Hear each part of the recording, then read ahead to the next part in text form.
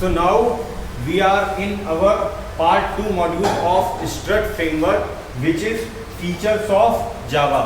Okay. तो अब हमने ये पढ़ लिया कि स्ट्रट क्या होता है, स्ट्रट फ्रेमवर्क वेब एप्लीकेशंस को डेवलप करने के लिए यूज किया जाता है।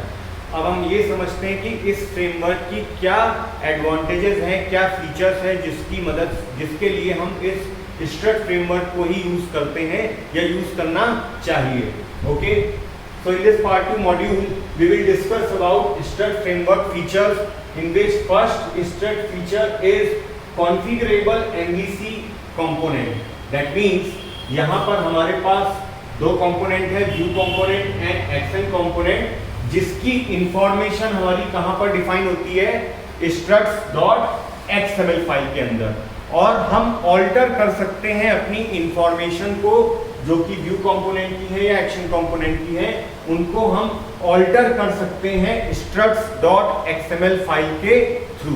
तो पहला पॉइंट हमारा पहला फीचर हो गया कि MVC के जो कंपोनेंट है व्यू और एक्शन, ये कॉन्फ़िगरेबल है through struts.xml file. Okay, the first point. Second point is it is based on Pozzo action. Pozzo based action यहाँ पर होता है। इसका मतलब क्या हुआ कि जो एक्शन क्लास है वो पोजो टाइप की है। पोजो मैंने बताया, a simple class where we need not to inherit और इंटरफेस एनी अदर क्लास। एक ऐसी सिंपल क्लास जिसमें हमें किसी और क्लास को इनहेरिट या इंटरफेस कराने की आवश्यकता नहीं होती है। Now we have third feature, that is Ajax support. Ajax is a technology which is used to, क्या करने के लिए यूज होता है, तुम लोग बताओ अरविंद। सर हमारे कोड को ऑटोमेटिक रिफ्रेश करने के लिए यूज होती है, मतलब ताकि हमें बार बार उस कोड को कंपाइल और रिफ्रेश ना करना पड़े। बार बार हमारी जो वेब एप्लीकेशन है उसको रिफ्रेश करने की जरूरत ना पड़े, बार बार कंपाइल करने की, एग्जीक्यूट कराने की जरूरत ना पड़े, हम सिंपली रिफ्रेश करके उसको वहां पर यूज कर सकते हैं। तो अब समझते हैं Ajax सपोर्ट किस तरह से काम करता है। Ajax सपोर्ट, तो Strut2 supports the Ajax technology which states that it is used to make asynchronous request। इसका मतलब क्या हुआ, it does not keep the user waiting, user को वेट नहीं कराता है। इसका और एक सिंप्लीफाइड मतलब क्या हुआ, it just send the needed data, not all of it.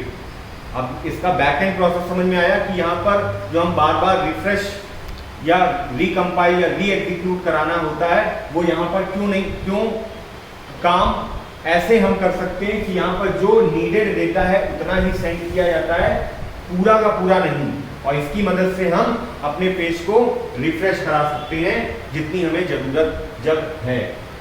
The next feature is integration support. Strut2 application can be integrated with other frameworks like Spring, Tiles, Hibernate। Spring framework की जो application हम बनाते हैं, यहाँ पर कोई web application बनाई तो हम दूसरे फ्रेमवर्क के साथ उसको इंटीग्रेट कर सकते हैं। वो आपकी स्प्रिंग हो सकती है, हाइबरनेट हो सकती है या टाइल्स हो सकती है। ठीक। The next feature, various result type. MVC architecture में हमारे पास व्यू कंपोनेंट होता है, और उस व्यू कंपोनेंट में हम बेसिकली क्या यूज करते हैं, JSP, ठीक है, HTML, ये सारी चीजें यूज करते हैं। तो व्यू कंपोनेंट में हम बेसिकली टेम्पलेटिंग करते हैं, और ये टेम्पलेटिंग हम किस तरह से कर सकते हैं, JSP के थ्रू, फ्री मार्कर के थ्रू और वेलोसिटी के थ्रू। ये तीन टेक्नोलॉजी हैं, तीन टेम्पलेटिंग इंजन है जो कि बेस्ड है जावा पे, जिनका काम होता है व्यू कंपोनेंट को सपोर्ट करना। और करते क्या है, for a web framework these are used as view component that is result in MVC architecture। Simple सी एक बात, various result type. The next feature of this is tag support, that is means Strut2 include tags like UI tag, data tag, control tag, जिनको कि हम अपनी अभी जब application बनाएंगे वहां पर यूज करेंगे, देखेंगे। Theme and template support. Strut2 support 3 different type of theme, that is simple XHTML and CSS XHTML, जिसमें कि आपका Strut2 एप्लीकेशन के लिए डिफॉल्ट थीम होता है XHTML। अगले मॉड्यूल में, अगले लेक्चर में हम पढ़ेंगे आर्किटेक्चर ऑफ स्ट्रट फ्रेमवर्क। एक आर्किटेक्चर क्या होता है, किस तरह से हम एप्लीकेशन बनाएंगे, उसका आर्किटेक्चर क्या होगा, वो सारी हम अगले मॉड्यूल में पार्ट 3 में देखेंगे। Thank you.